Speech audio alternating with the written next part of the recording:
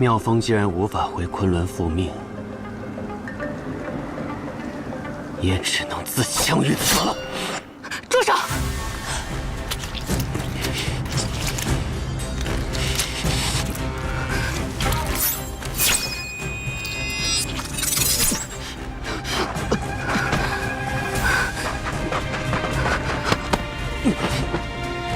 雪狐主，你竟然救我，是不是答应出尘了？真是个疯子！看来你们教王的命令是死都不能违逆。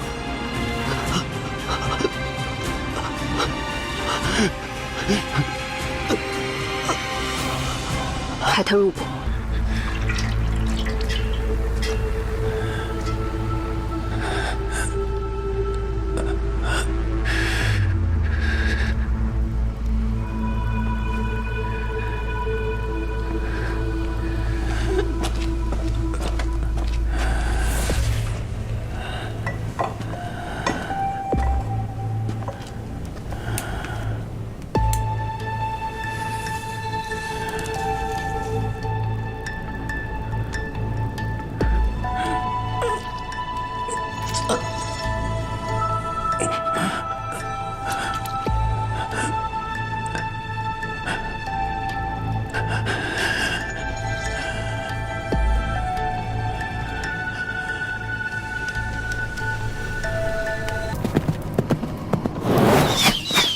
妙风，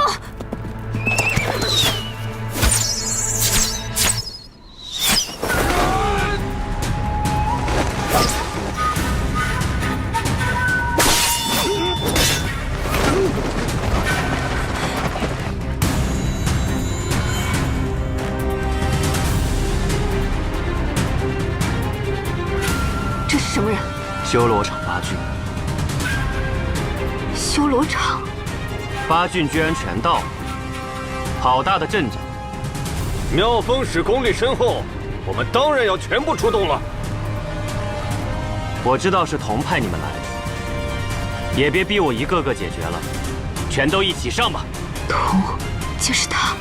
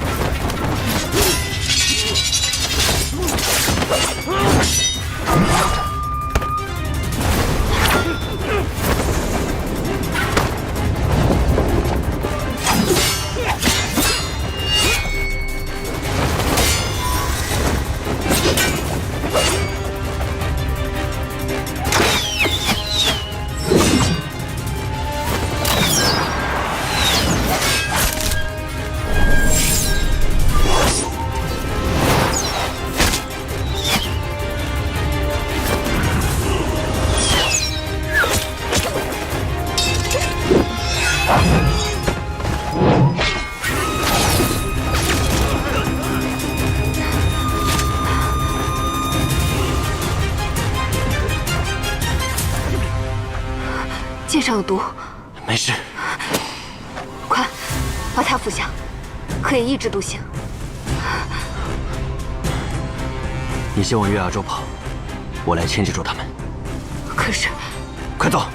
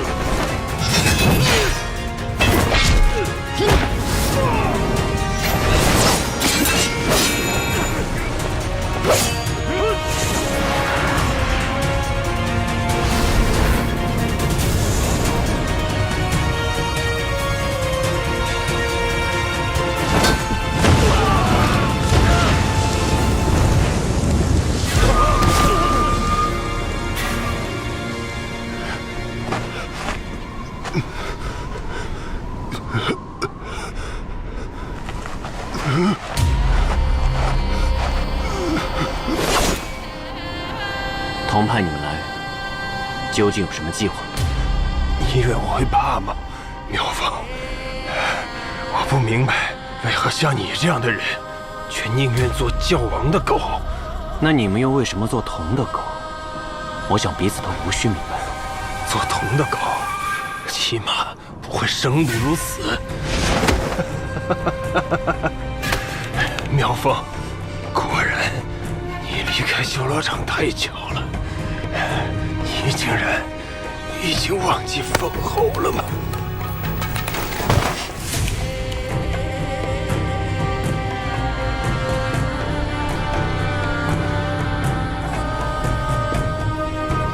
霹雳，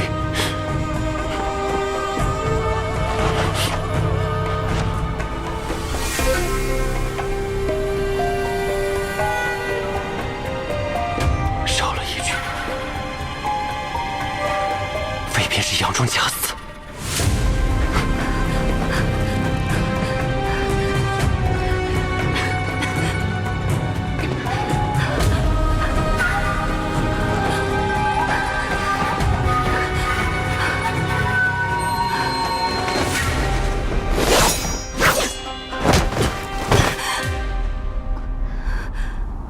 哟，还能动啊！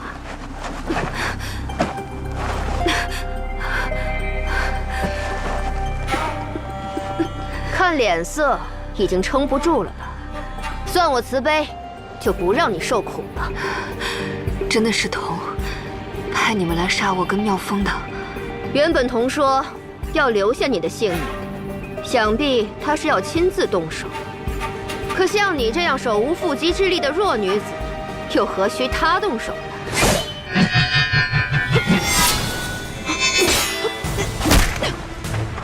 薛国主，看来你也伤得不轻啊！你这么想救这个女人，那还不赶紧出手给她续气？现在不续气，她就死定了。薛国主，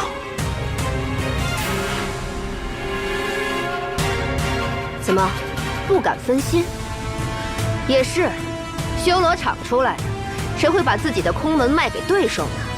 哼，妙风使，我就在这里跟你耗着，你就眼睁睁的看着他去死吧。薛国主，我若贸然去扶他，我们两个说不定都会立刻死在飞偏剑下。但是，我们八郡还能将妙风使逼到如此两难境地？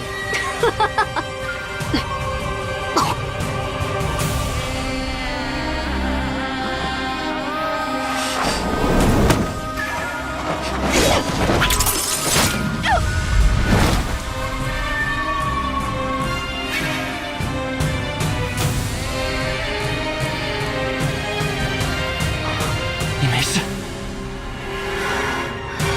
好险！放在你手上魂拳都是装的。你刚才根本就没防御啊！难道你真想舍命保住我？幸好有这个宝玉梨花针，书中唐门的绝密暗器，自从唐学死后便已绝迹江湖，竟然会在你这儿。是有人拿它抵押给我当枕巾的。我没事。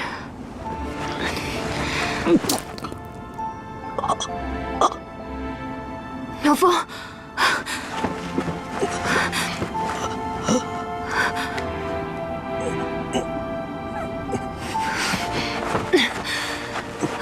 你损耗太重，必须立刻疗伤。此处不安全，我们先来不及了。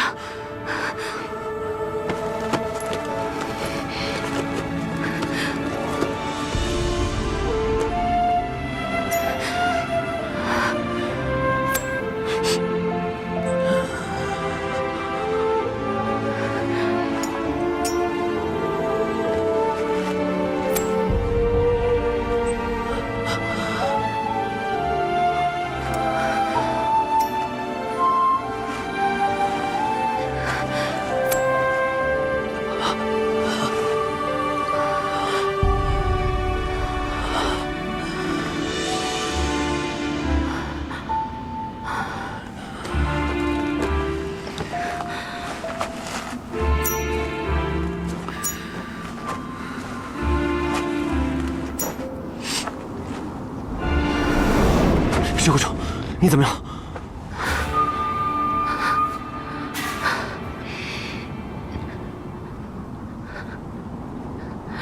比利，怎么会在你这里？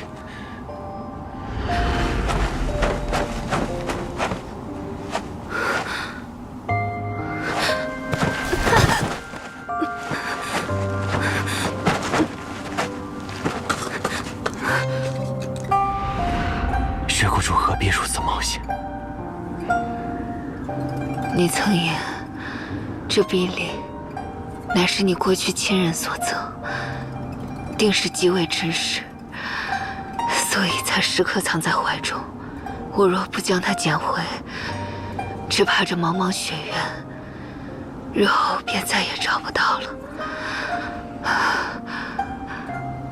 我也曾丢失过一件重要之物，幸好后来它又回到了我的身边。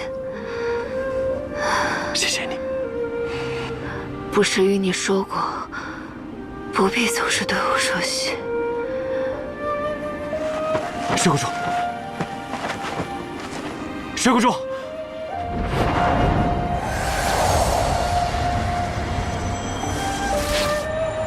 血谷主，醒醒！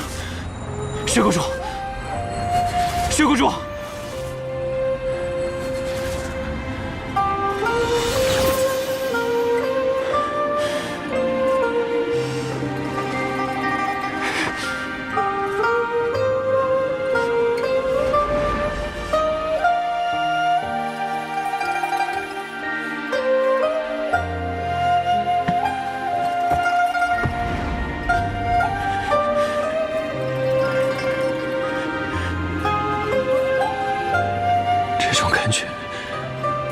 修习沐春风之后，已经再也没有过了。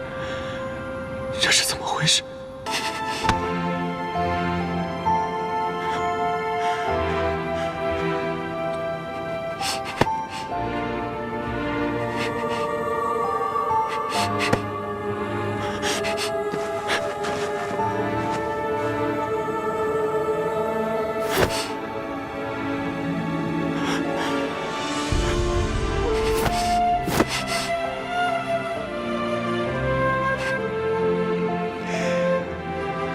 为什么？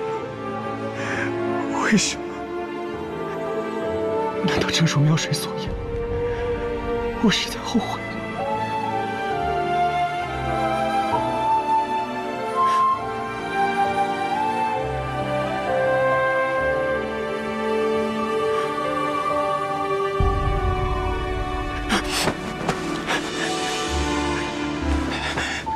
怎么办？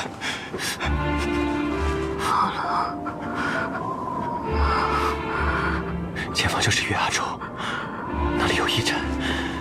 放心，很快就不冷了。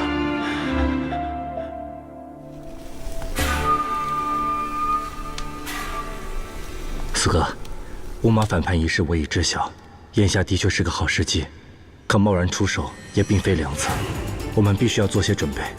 我已经给其余几件去信，大哥负责出发之前安排好一切顶间阁事务，以防被元婴宫偷袭。元婴宫有此变故，常无觉这个老狐狸定会疑心更重，他必然会召回全部在外的元婴宫教徒。二哥、三哥会去西库伦界外围堵他们，尽全力削弱元婴宫的势力。四哥，你可还记得当年救出龙门村孩子们的客栈？依我所见，那里明面上是个客栈，但实际上是元婴宫的暗桩，藏有许多元婴宫的重要信息。你带人前往，将那里一举歼灭。但元婴宫贼人奸诈狡猾，不会不做防备，定会有接头人按时探查客栈情况。所以捣毁暗桩的同时，也要有人在外围等鱼上钩，到时候将他们全部控制住。四哥，外面我已经清理干净了。将他们带回顶间阁。是。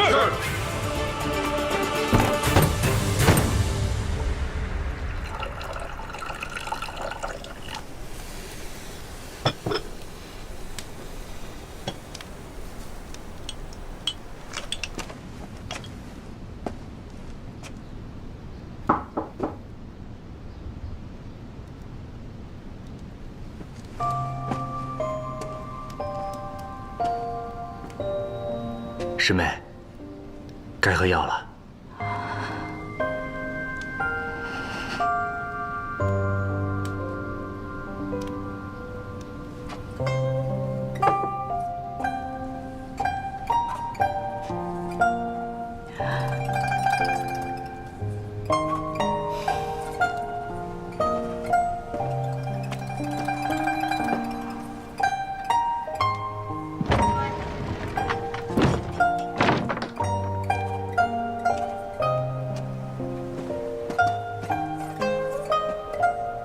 怎么样了？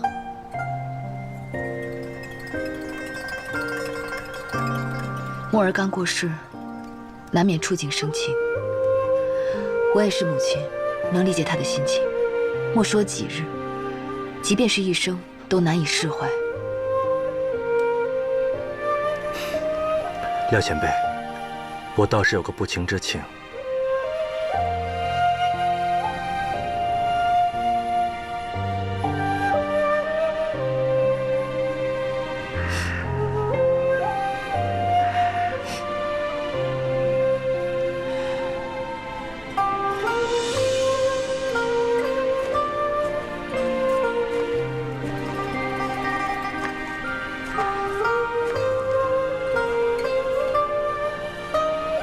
我来看看墨儿。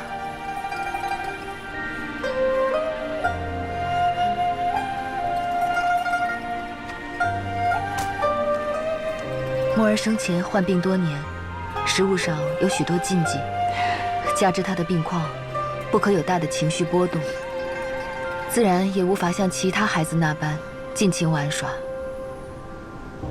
这些东西是我为墨儿准备的。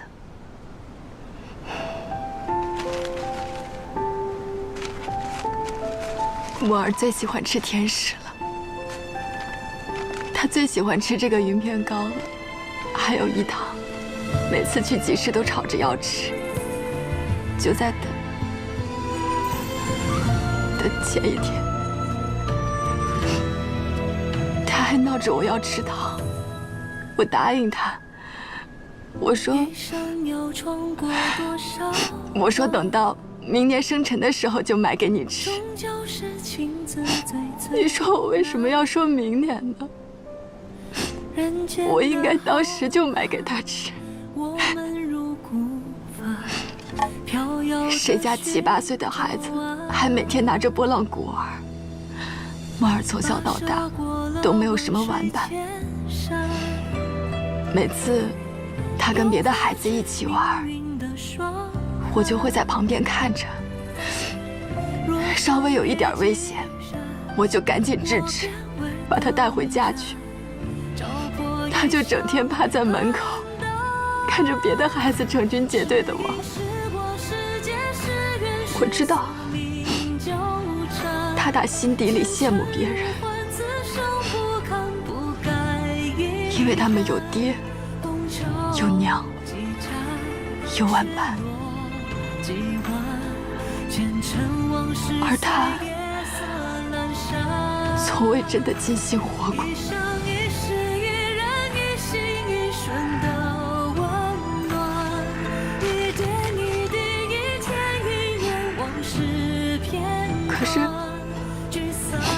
可是，你说我能怎么办呢？我什么都做不了。有时候我也会问自己，孩子受这么多罪，我就这样每天维持他的生命，到底是对是错？但是我又一想，如果墨儿真的走了，我也活不下去。我是一个母亲，我能做的就是陪着他，搀扶着他，一步一步走下去。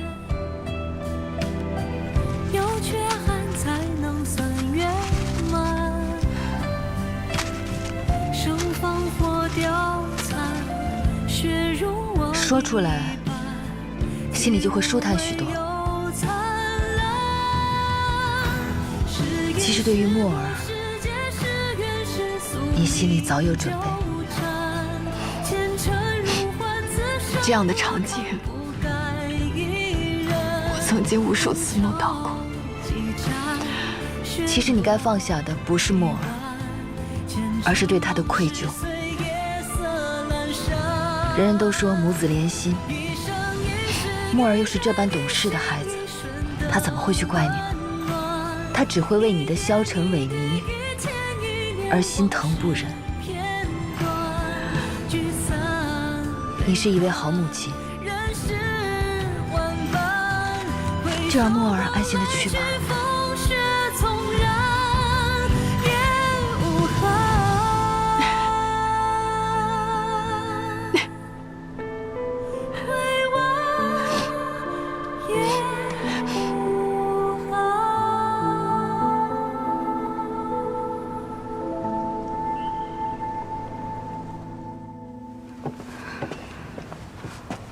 小环，夫人，我饿了，去帮我煮碗面吧。夫人，您这是？傻丫头，愣着干什么？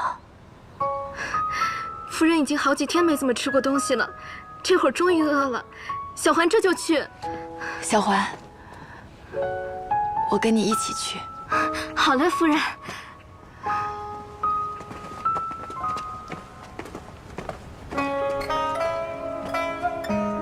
主意不错，好多了。多谢廖前辈，如此一来，我就踏实了。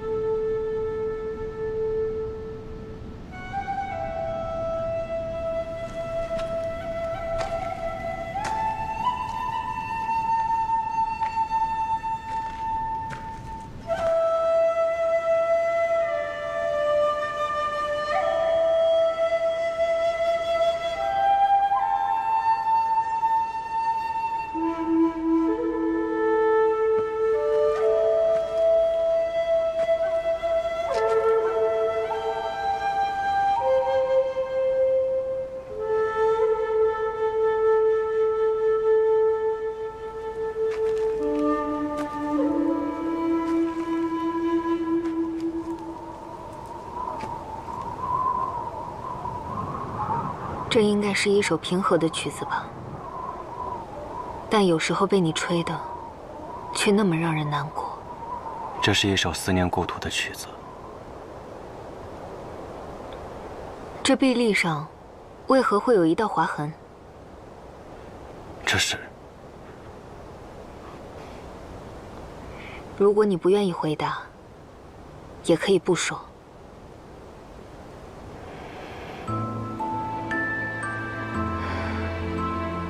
那个时候，我的名字叫雅弥，我的故土在桑国。我和王姐在流亡途中，她教会了我这首曲子，但很快，马贼就来了。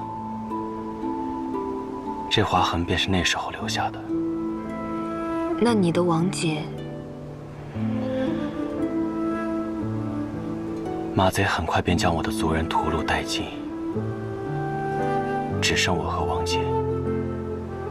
王姐绝不做敌人的俘虏，可我却不敢。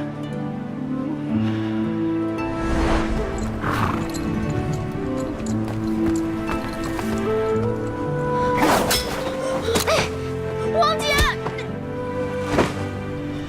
雅弥，放开我！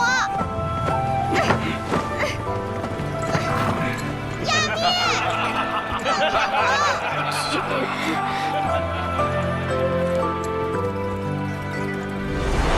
如此刚烈的女子，着实令人叹服。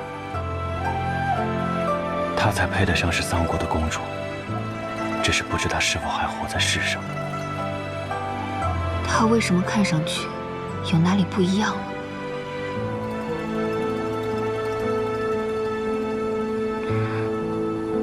你为什么不笑了？我为什么要笑？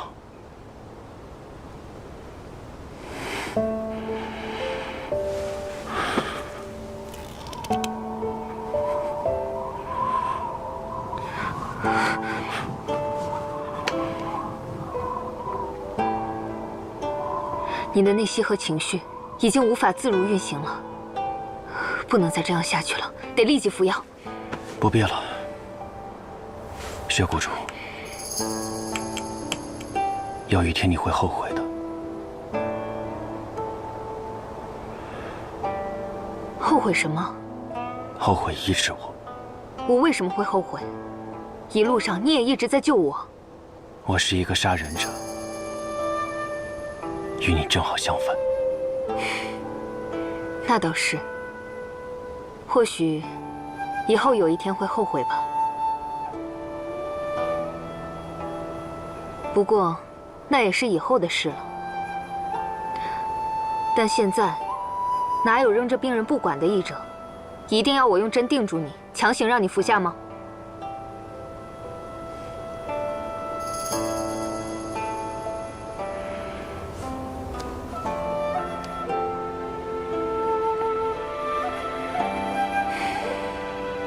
薛谷主休息好了吗？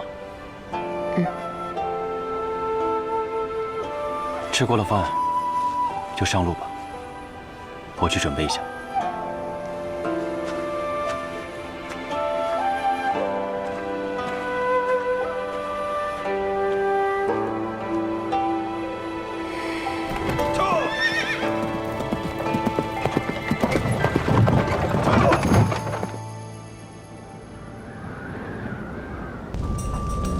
现在是杀常无绝的最佳时机，只要妙风不回来，我们便好办事。妙火，明天一早，你先去殿外解决那些守卫，我和妙水回去殿内，趁禀报时配合动手，斩杀常无绝。太好了，那我们各自多加小心。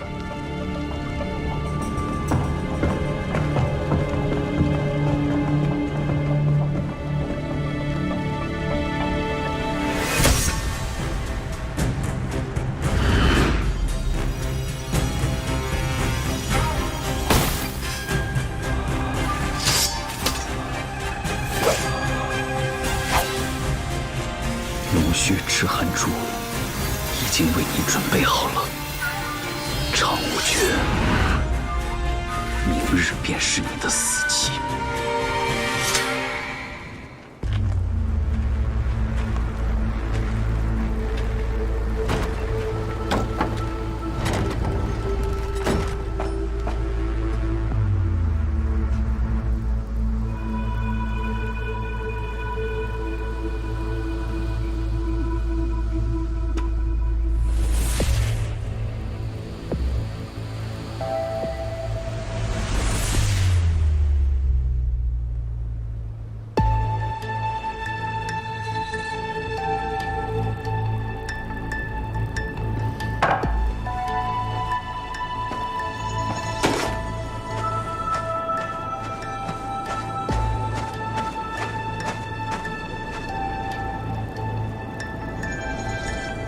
那老贼还未前往元一殿。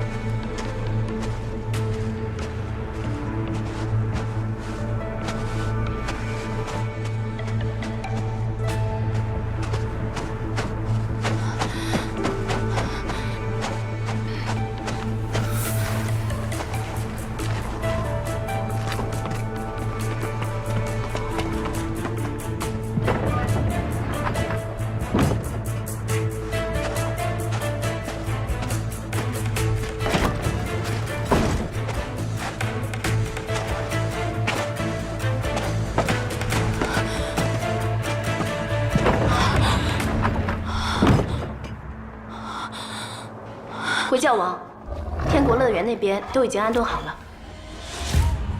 好，你们先下去吧。是。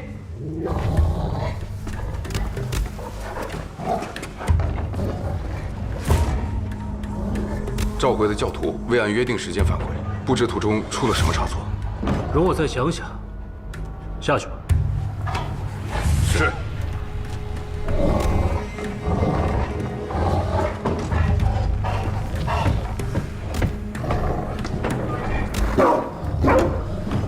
童，你去派人查一下。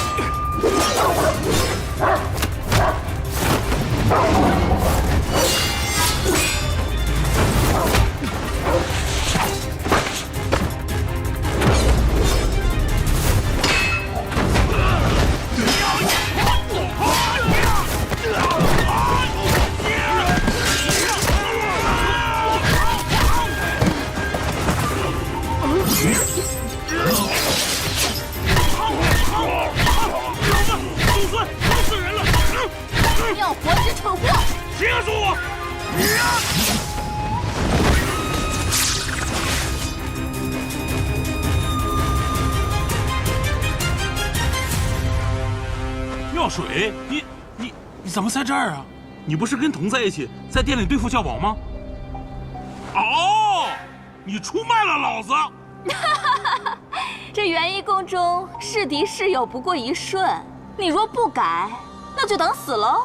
我呸！不愧是跟教王睡一个被窝的，都不是好东西。随你怎么说，我告诉你，你若是进去，你死的只会更惨。你应该庆幸你是死在我的手上。我看你就是欠横。我要是你，天天让教王老儿噼里啪啦抽来抽去，早把他宰了。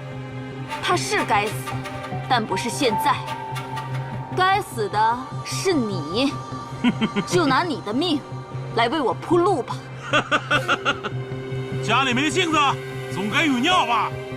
就凭你，来吧！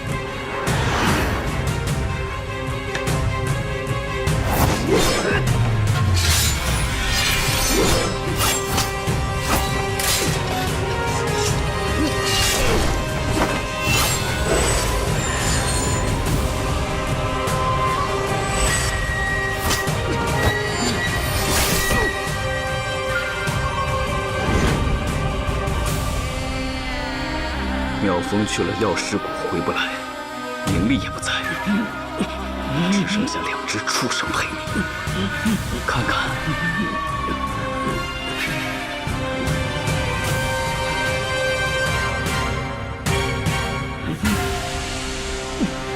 别挣扎了。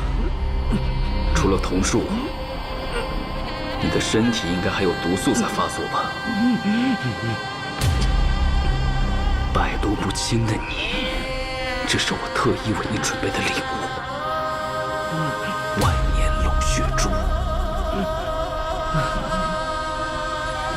怎么？奇怪我怎么知道龙血珠克你？还是奇怪我去哪里找到它的？你该不会以为我会一直做一只俯首称臣的狗吧？你做梦！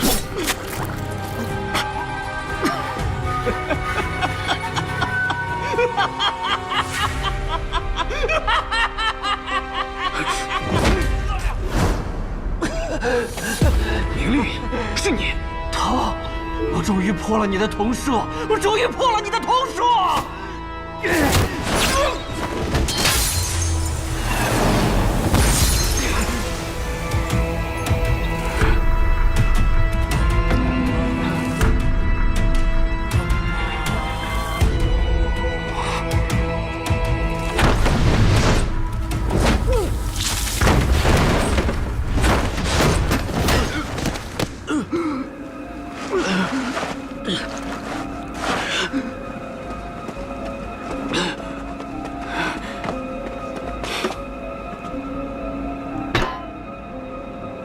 愚蠢的头，你以为元一宫的玉座是如此轻易就能颠覆的吗？你太天真了。你是不是在想，你的同伙为何还不前来？教王，妙水，本座原以为妙火没这样的胆量。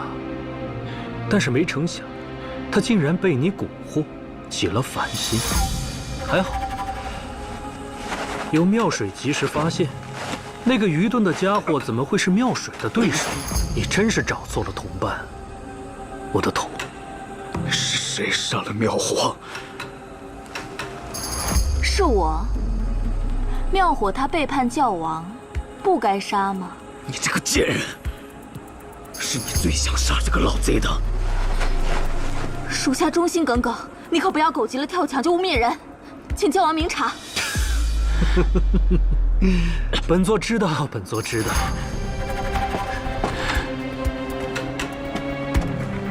妙水，我自然是知道你忠心于本座。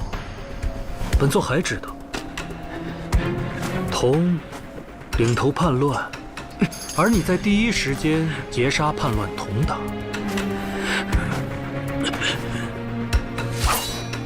明丽和你大功一件呢！起来吧。谢教王。去死吧！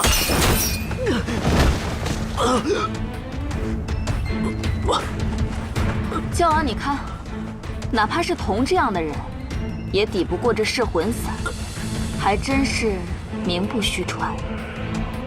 噬魂伞。被吓到了吗？噬魂伞可是这100年以来从未有人解开的剧毒。听说20年前，药师谷唐老谷主苦苦思索1个月，也未解开这毒，反而最终因为神思枯竭，呕血而亡。最可怕的是啊，这毒会腐蚀你的全身，令你最终痛苦而亡。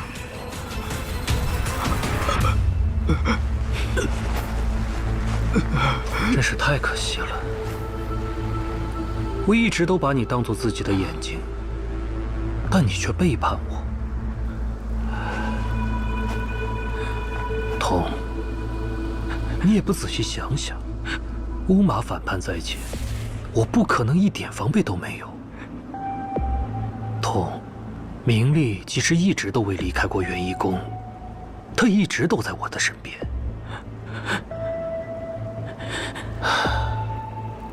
要怪啊，只能怪你太心急，这么早就原形毕露了。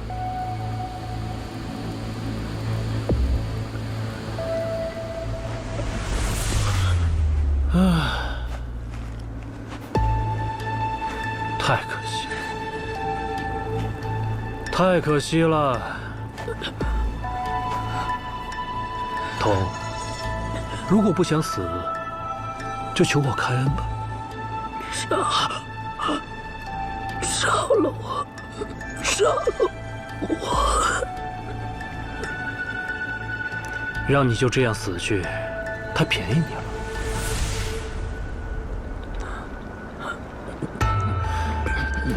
真是奇怪啊，你是怎么敢这么做的？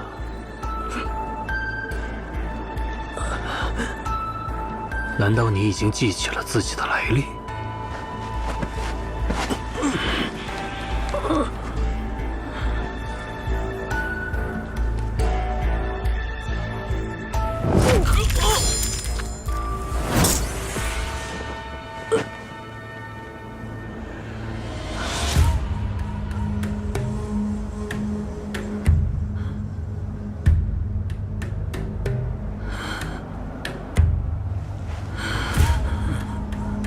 你果然已经恢复了记忆。如此说来，你背叛我不仅仅是因为你的野心，还为了给那些故人复仇。童，我以为你已经是一个绝情绝义的孩子了，你为什么那么在意因你而惨死的那一村子人呢？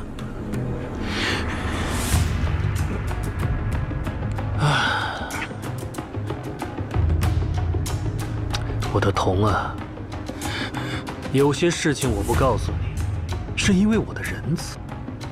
既然你这么不领情，那我就将我的仁慈收回来，在你死之前，将当年发生的一切都告诉你。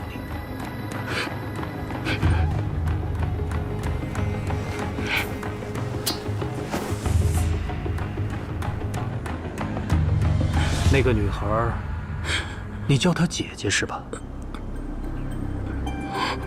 你一直以为当年是她抛下了你，就算在你没有记忆的时候，你还是这样觉得，是吗？可惜啊，他们当年确实想要回来救你，但是他们被妙风追杀了。后来，他和他的伙伴一起掉进了冰河里，那个少年被活生生的冻死了，而那个女孩，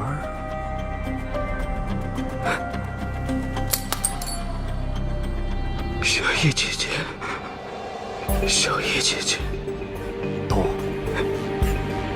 知道这些事情，你应该很难受，很难过吧？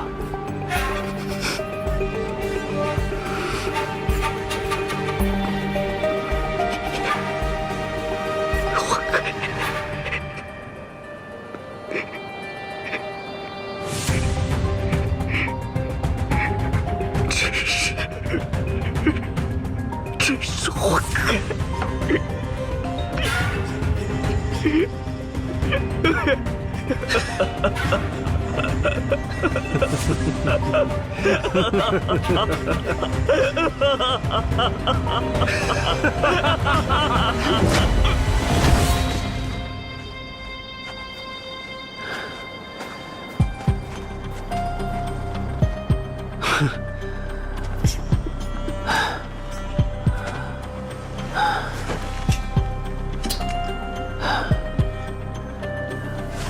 当初我亲手把这把丽血剑交给你，如今你却想拿这把剑来杀我，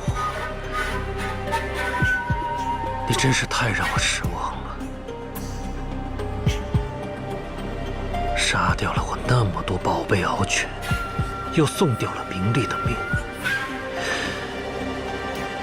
要不就在毒发之前，你就像你以前一样，先做我的狗吧。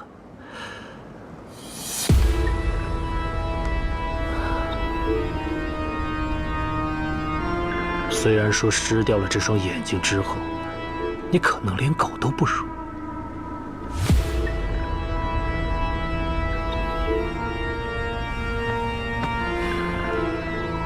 来人，把他送去雪域，和我的獒犬关在一块儿。是。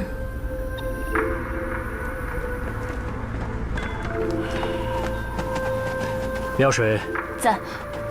把这把剑送到藏兵阁。好的，教王。罢了，我自行解决吧。你去吧。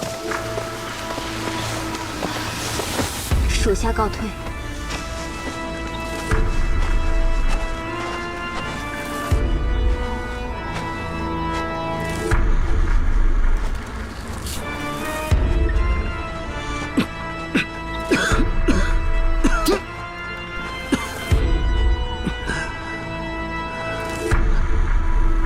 妙风，你为什么还没回来？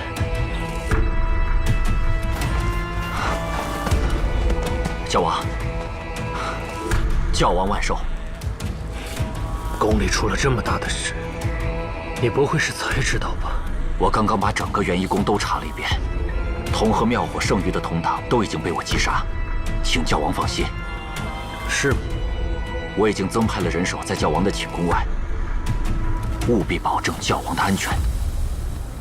好，做得好。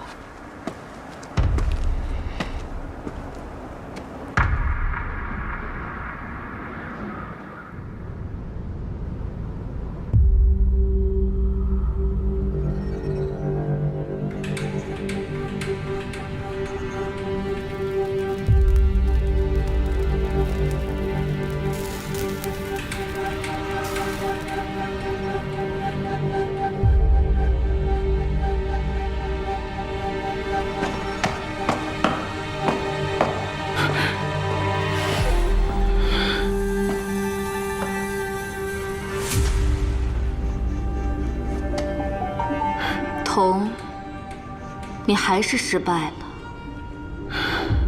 妙水，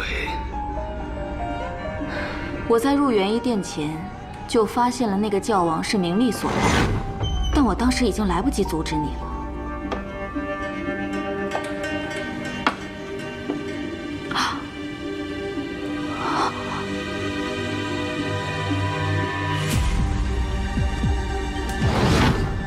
既然事已至此，我又何必搭上我自己呢？你是个聪明人，你会懂的，对吧？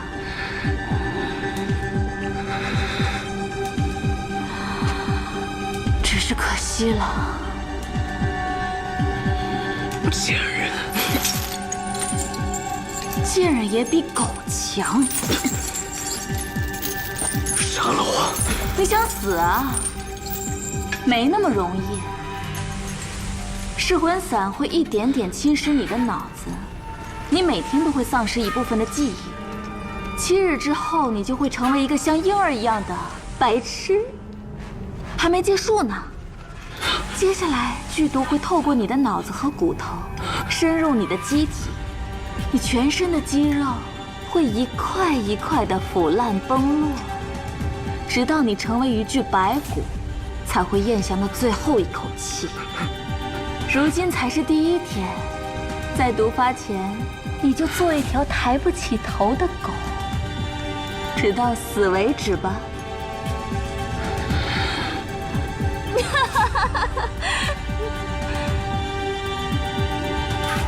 我听说修罗场有一处通往藏兵阁的密道，你若是能够将那个告诉我，也许我会开恩，让你早点死吧。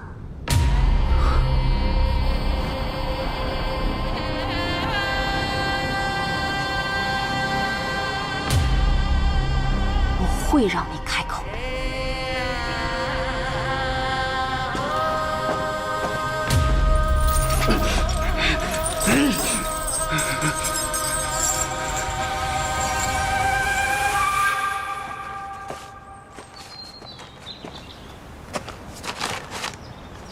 师兄弟的回信都收到了，怎么唯独没有五哥的呢？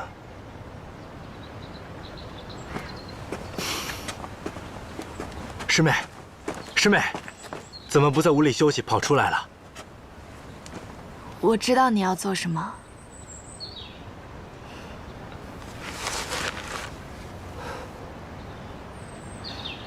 放心去吧，师兄，不必担心我。师妹，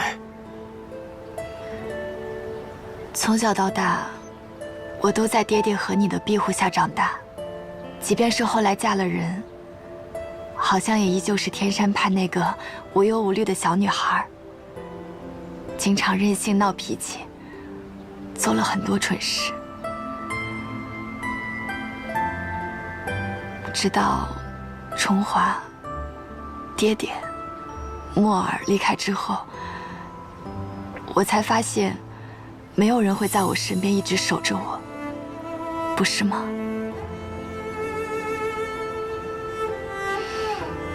我也该学着自己面对一切了。你这话说的，倒不像是从我小师妹口中说出来的。那我也算有些长进。那你呢？我，师兄，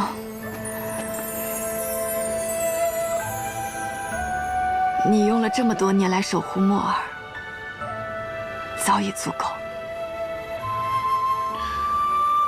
如今，你不妨为自己考虑考虑。不必再背负着曾经的诺言。其实我能看得出来，你心里有薛谷主，所以，即便是我曾经心里还有那么一丝奢望，想着，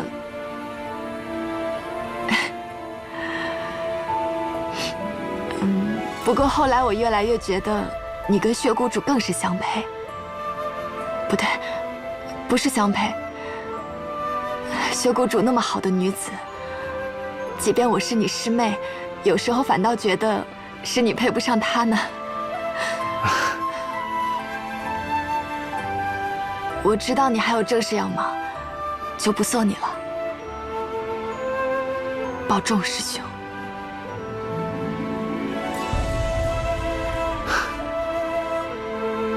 保重。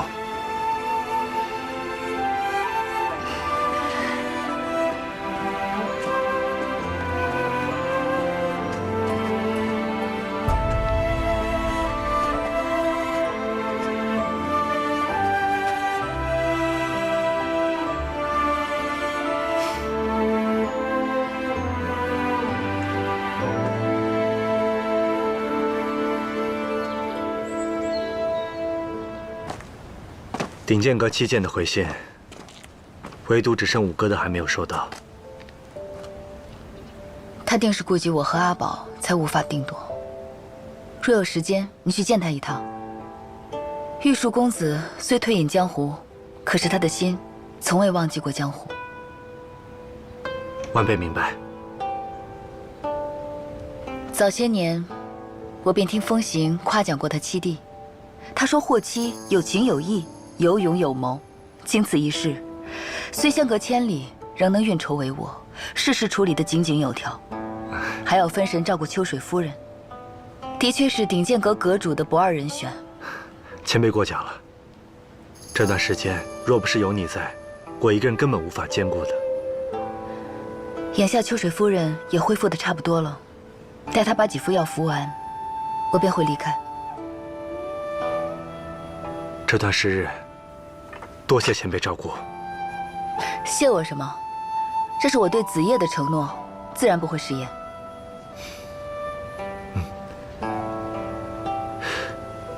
这话说回来，雪瑶送信有一段时日了，怎么还没回来？我原本还想着第一时间回去见她的，可眼下剿灭元婴宫的大计刻不容缓，我不得不去。总会相见的。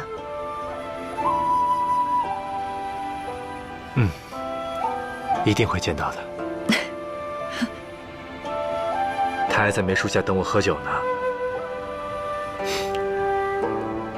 我走了。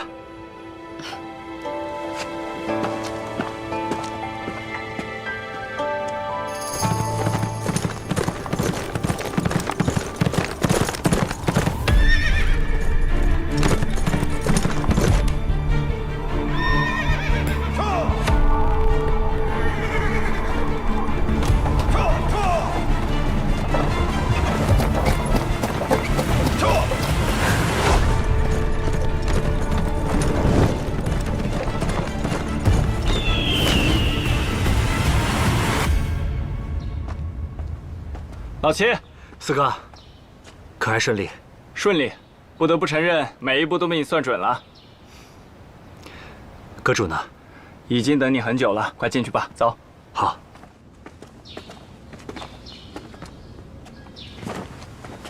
阁主，展白来向您请罪。请罪？何罪之有啊？展白擅自召集七剑对付元一公，此举未经过阁主的允许，自当领罪。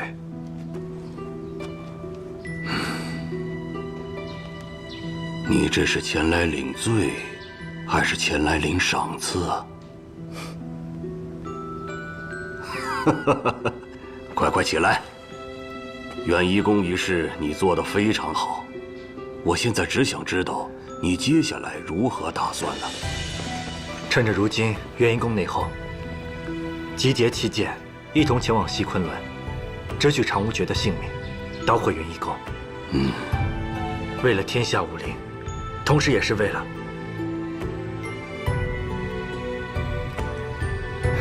眼下便是最好的时机了。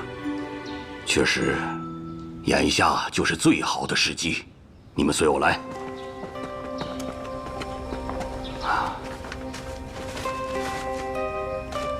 看看这个，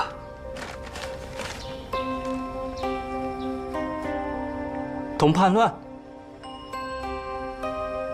难怪他拼死也要夺取龙血珠，想来早就有叛变之心，用来毒杀常无绝。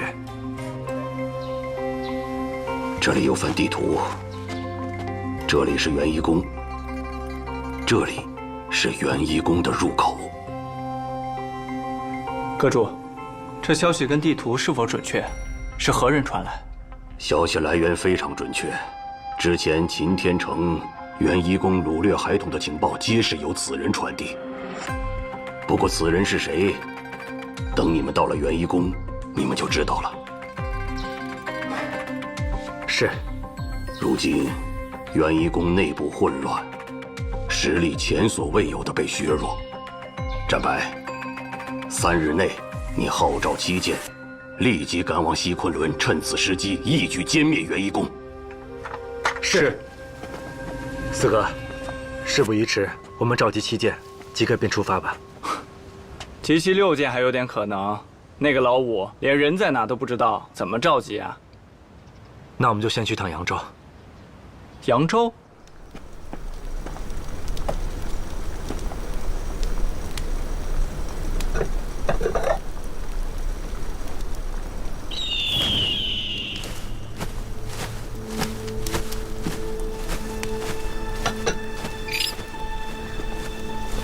血药，你主人已经离开这儿了。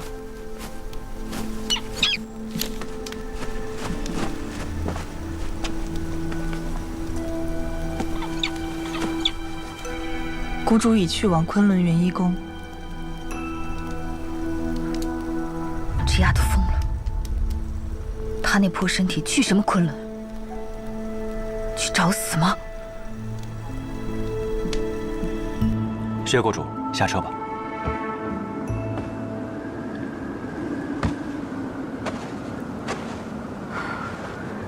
到了。没错。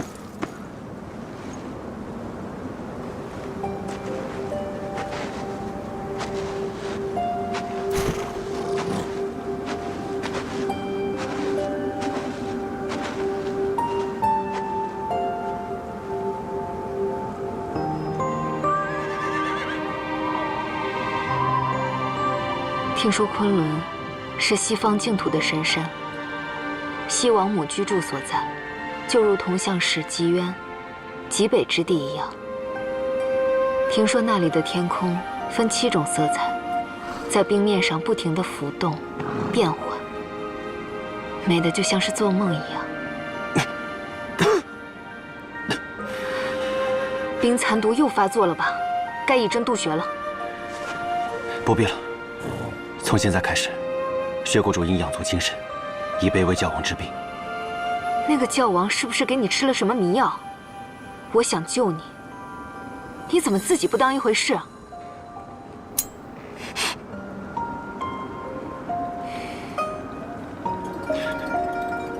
还算知道痛。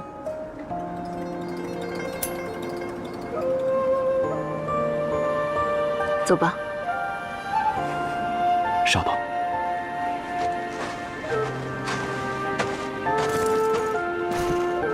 元一宫到底在哪儿呢？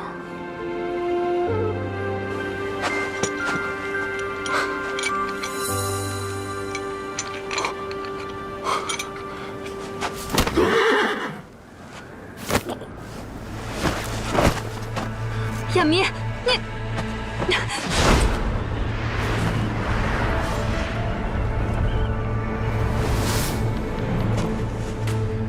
到了。刚刚那个车夫，你真的把他给杀了？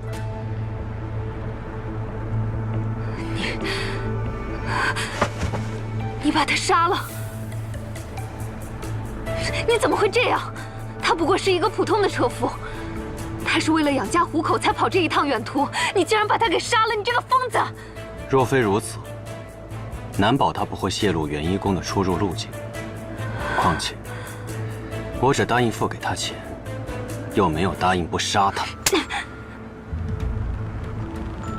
你这个疯子！你知不知道我要花费多少的力气才可以救活一条生命？你却这样随随便便挥挥手就把他给杀了，你是不是啊？我早就说过，你救我的话，会后悔的。我本就是一个杀人者，和你正好相反。还请薛谷主随在下前往元一宫，为教王治伤。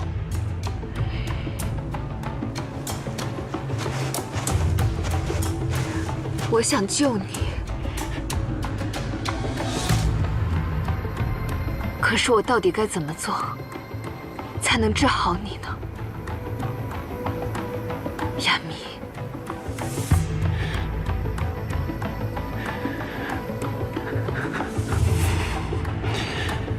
在下无恙，不劳薛谷主费心。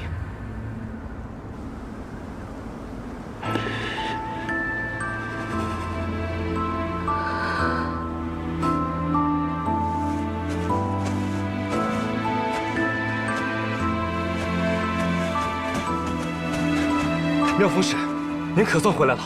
教王吩咐，如果您一返回，便请您去元一殿。教中发生了什么事？出了大事，日圣女和童叛变。教王如何？教王无恙。去上面，把薛谷主的行李取来。是。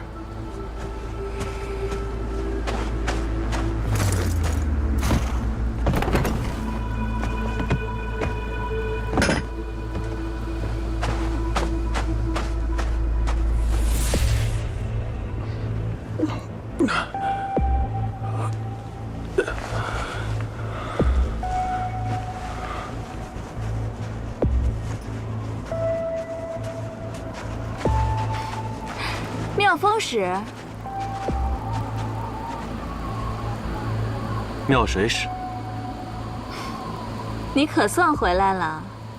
教王已等你很久了。路上遇到修罗场的八郡，耽搁了一会儿。哦，那妙风使受伤了吗？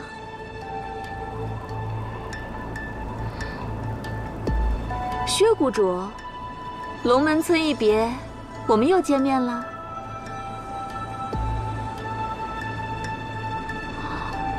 好冷漠啊，薛谷主。妙风使，真奇怪啊，你的笑容怎么不见了？真是可惜，是被谁夺走了？快走吧，我要见你们教王。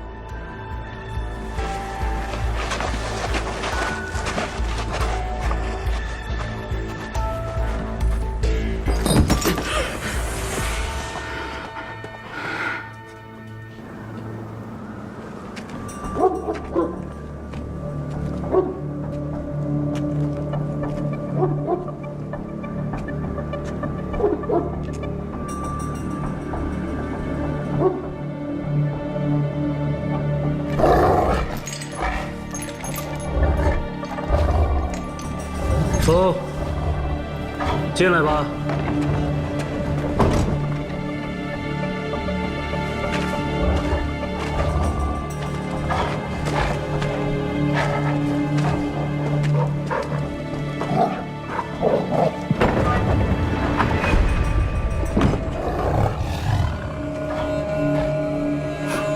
是薛谷主吗？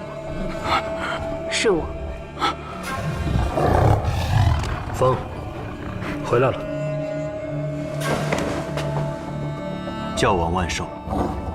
我的孩子，你果然按时把药师谷谷主带回来了，我没养错你。快起来吧。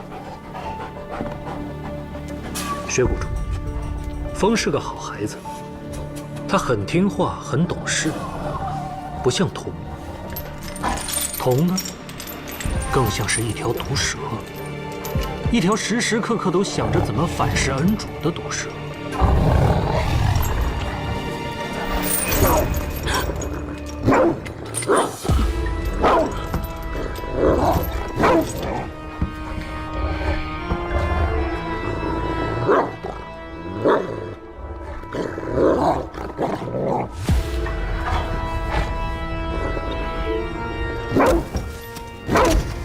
教王打算何时开始诊治？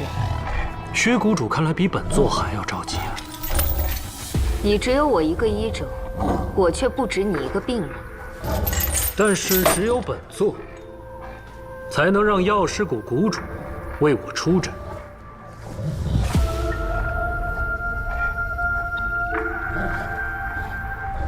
薛谷主，你应该知道元一宫与中原武林向来是水火不容，你为何愿意千里迢迢来为我治疗？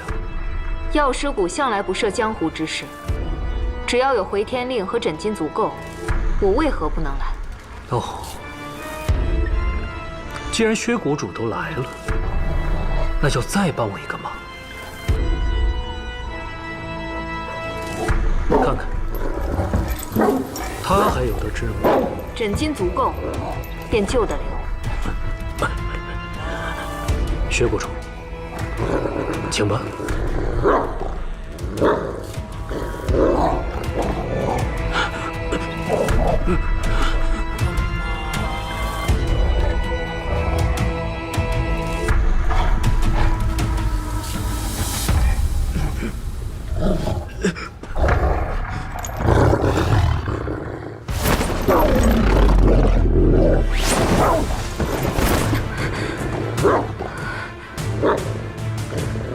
薛谷主，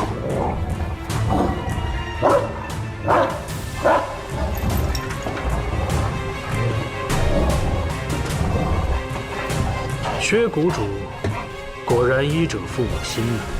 不过可惜，童这个叛徒试图谋刺本座，本座清理门户，理所应当吧。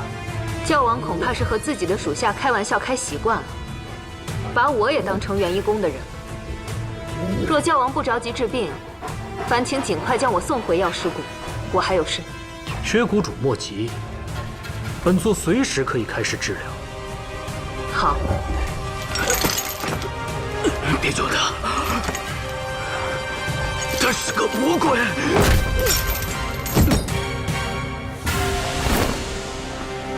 敢对教王不敬，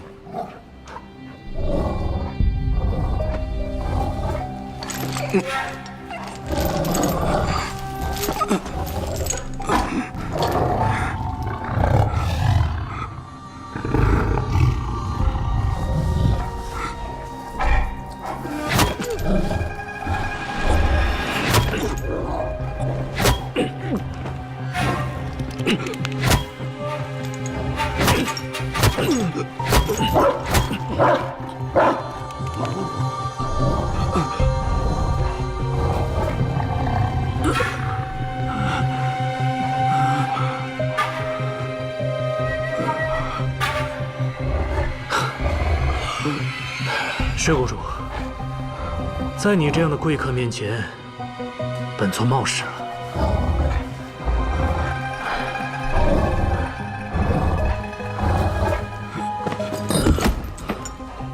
来人，把这个叛徒给我拖出去，别脏了我的宫殿。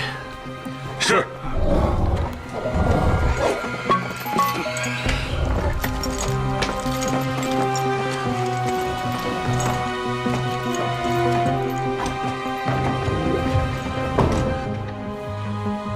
这一路长途跋涉，我有些累了，什么时候才能休息？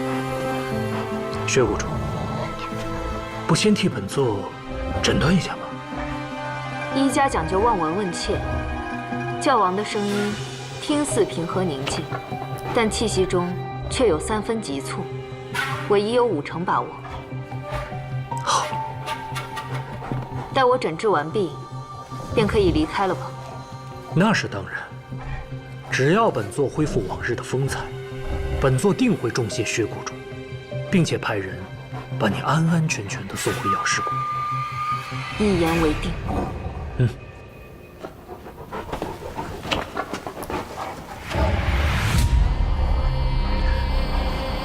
风，你留下。是。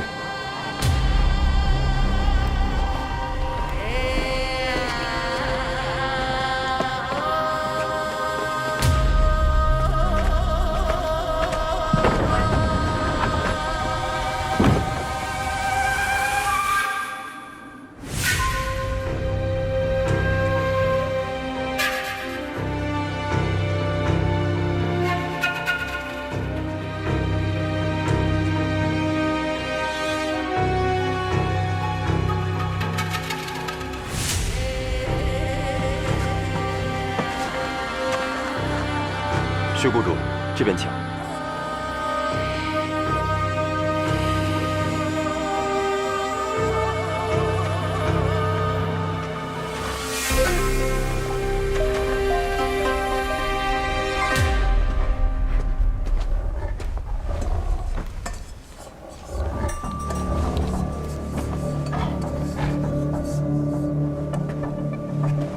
教王。为何这么久才回来？属下途中遇到同派去的八郡埋伏，所以才耽误了。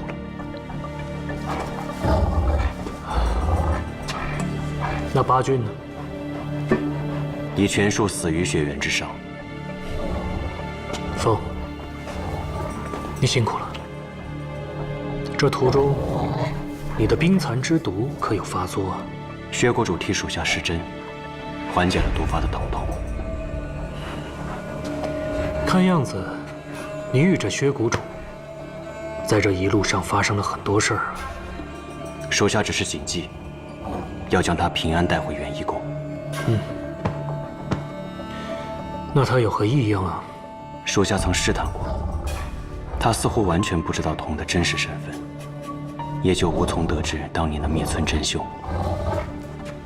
确实，刚刚我几番试探。但那个女人似乎对童的处境毫无反应。教王为何要安排童与薛谷主见面？这是一招险棋。哼，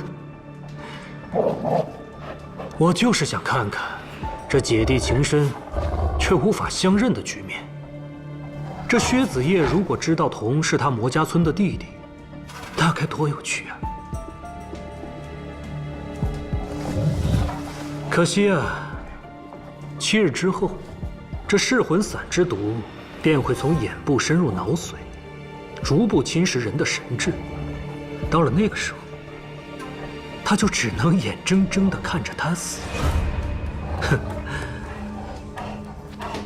待本座病情痊愈，一定要让这姐弟俩好好团聚，永远葬在这昆仑山里。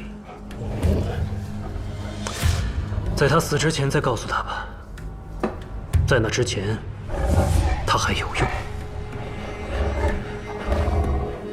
薛谷主日后或许还有用，教王何不留他一命？你这是在为他求情？属下斗胆，求教王放他一条生路。风，你这是在干什么呀？你竟然替一个对我不利的人求情！从你一进来的时候我就发现了，你脸上的笑容被谁夺走了？是那个女人破了你的沐春风之术。这一路上，血谷主救了我很多次，一直以来，除了将王宁，从来没有人救过我。属下只是不想看着他死。你，教王，我明白了，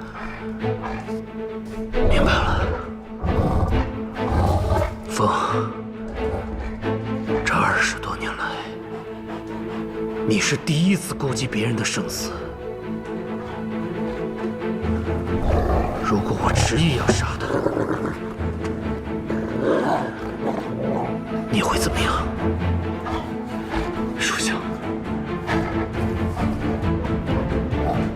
属下也不知道自己会怎么样。你竟然敢这样对我说话！我拿你当自己的孩子，你却这样要挟我！你们这群狼崽子！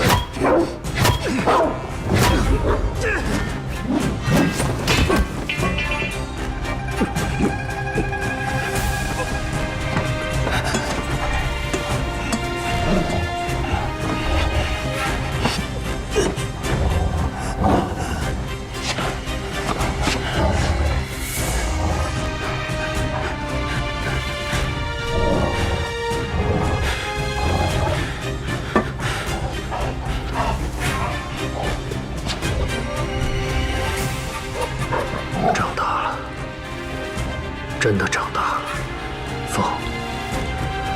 这20年来，这是你跟我提的第一个要求吗？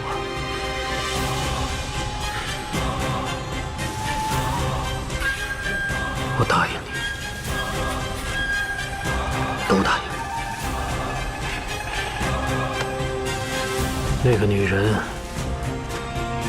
真了不起。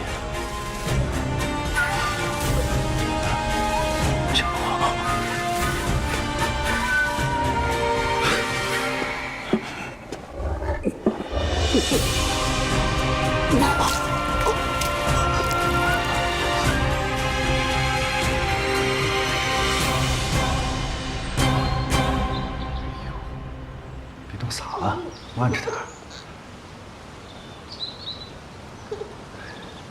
哦，小宝真棒。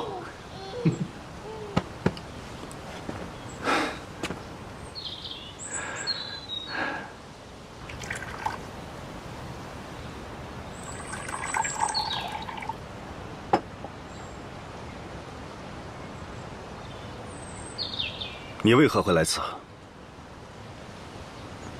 要不是老七，我都不知道你竟然在扬州藏了这么多年。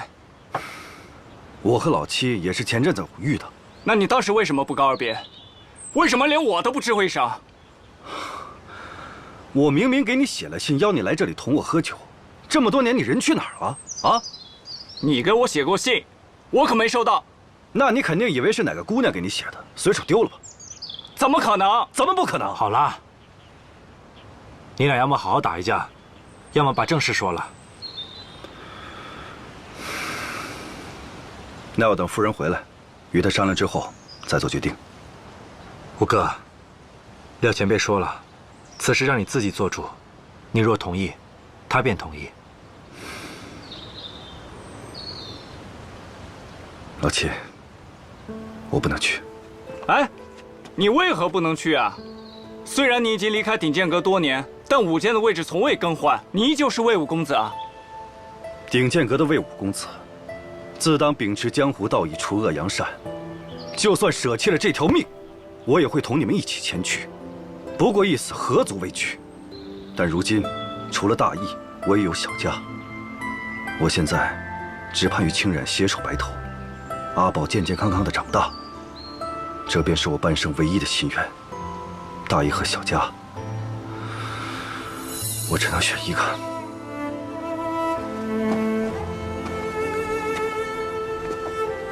五哥，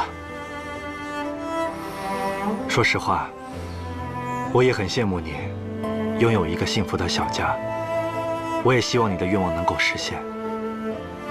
只是不行大义，何来小家呢？这么多年来，元婴宫所及之处皆是炼狱，多少黎民百姓像五哥你这般，只想护住自己的小家，安稳度日。可元婴宫的人何曾放过他们呢？他们的孩子被拐到元婴宫，训练成杀手。多少个孩子，原本可以在父母的庇佑下安稳度日，无忧无虑地长大，可他们没有选择。如果不趁着这个时机铲除元婴宫，将来长无绝定会掀起更多的腥风血雨，覆巢之下，焉有完卵啊！我知道，身为廖前辈的朋友，深受他的帮助，我不应该在这大义凛然地劝你，但我有一份私心。数年前，一个偏僻村落被屠，我的一位朋友身在其中。他九死一生逃脱，被廖前辈救下，才得以活命。可这么多年来，他也落下了病痛和无数的遗憾。你说的可是青染的徒弟？正是。当年魔家村一夜被屠，此事定和元婴宫脱不了干系。我也想为魔家村的人讨回一个公道。我该说的都说完了。若是五哥你执意不去，我们二人绝不强求。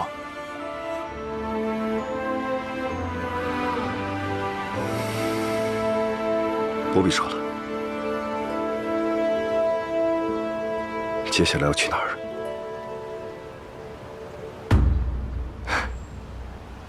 七剑只剩你一人了。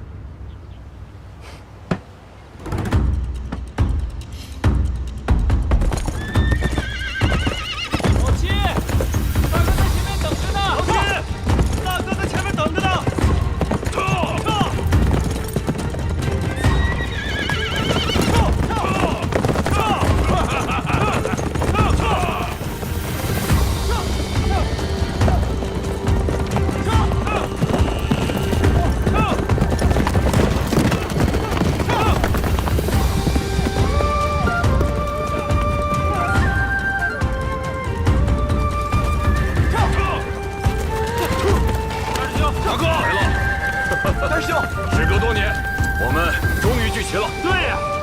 这些年我们走南闯北，虽然也是初见未到，但是哪及我们并肩作战来的痛快呀！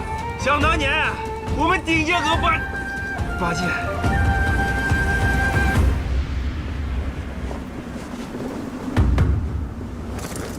好了，老六已经不在了，咱们活着的人可不能辱没顶剑阁八剑当年的名声。眼前这一战，我们可得痛痛快快的打。这些年的江湖纷争，全因元婴宫而起。剿灭元婴宫，也算对六哥、对天下百姓、对中原武林，都有一个交代。此去元婴宫，必定千难万险，后果难料。纵使千难万险，但是为了铲除奸佞，为了天下百姓，就算赴汤蹈火，吾辈也在所不惜。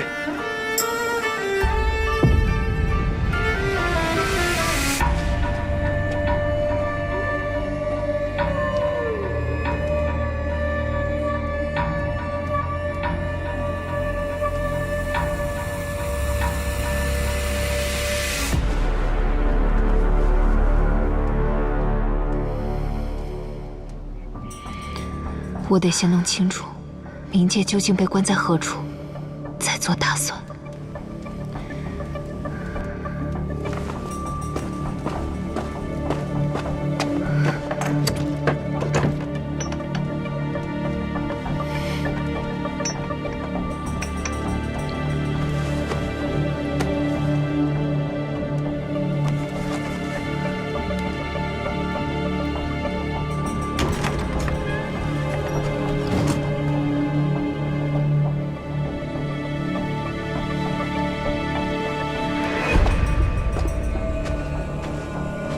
薛谷主，薛谷主，教王有令，您不能离开这座院子。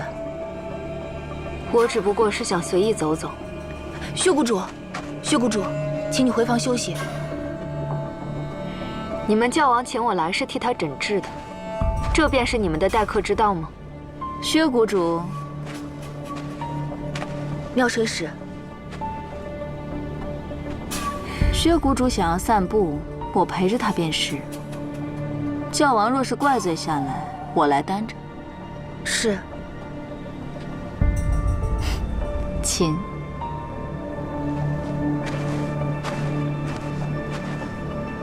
龙门村的那几个孩子还好吗？托你的福，好得很。那个叫小龙的，应该也长高了不少。妙水使找我有何事？直说吧。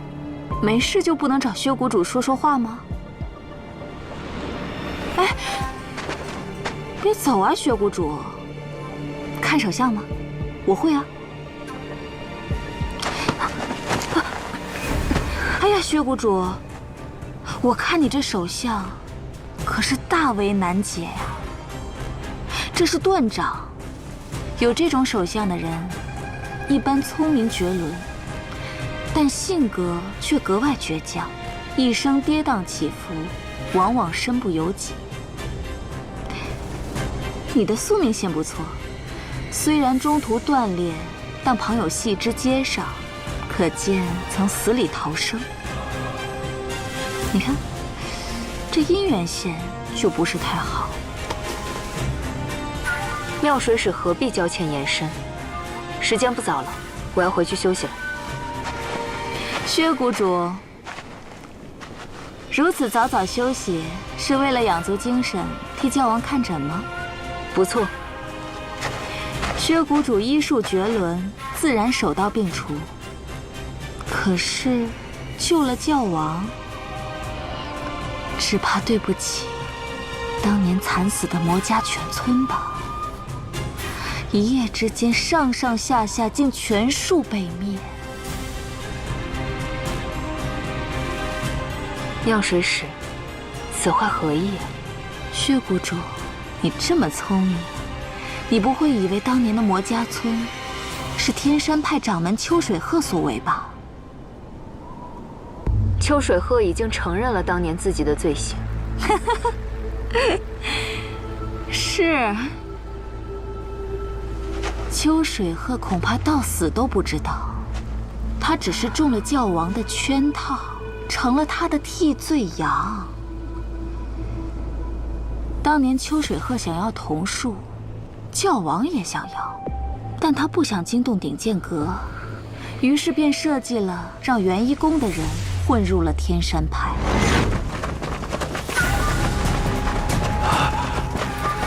怎么回事？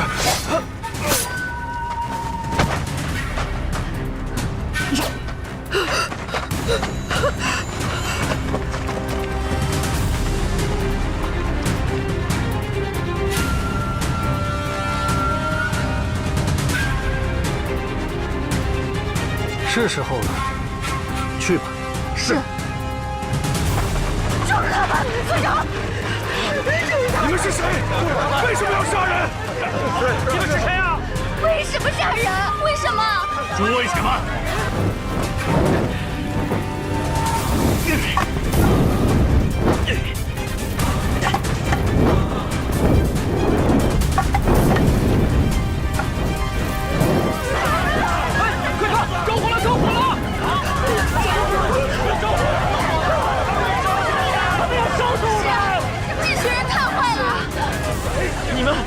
你们杀了人，现在还放火烧村子，他们这是要把大家逼上绝路！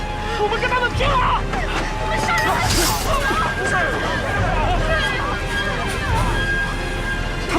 他们街上是雪莲花，你们是天山派的人！天山派！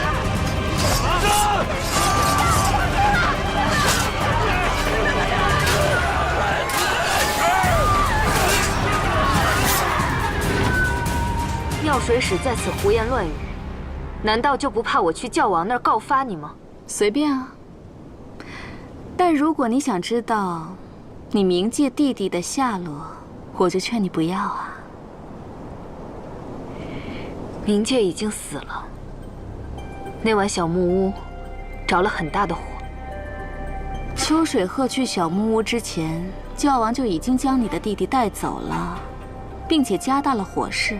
他让所有人都以为他死在了那一夜的大火中。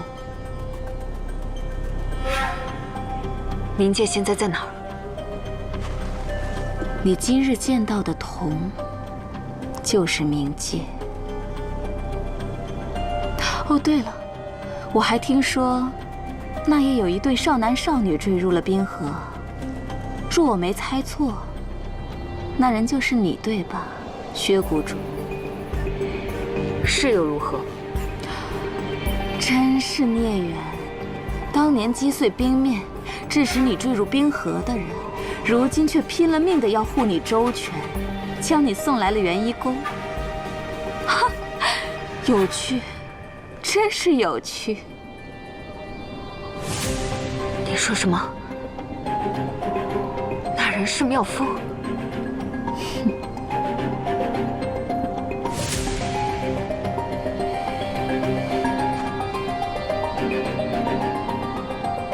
薛谷主，你会后悔的。那么现在，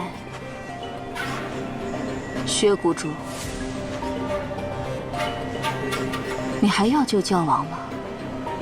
药水使不会平白无故的跟我说这些吧？你想要什么？我想要什么，明日告诉你。我还会给你带来一个无法拒绝的条件。早些休息，薛谷主。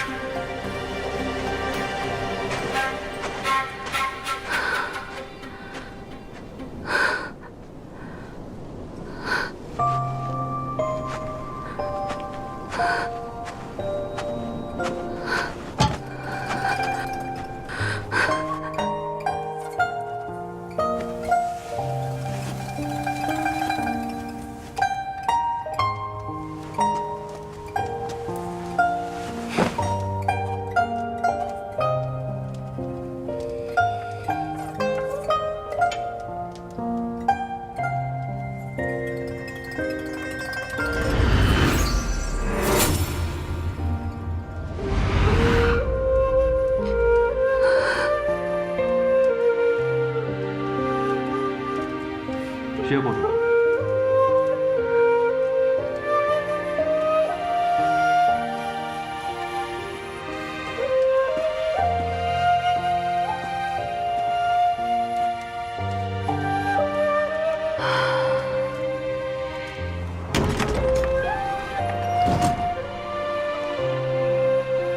这么晚了，薛谷主方才去哪儿？随意走了走，有事吗？没什么。在下只是来告知薛谷主，好好休息。之后，在下会带薛谷主前往教王寝殿，为教王诊病。薛谷主早点休息。等等，薛谷主还有事吗？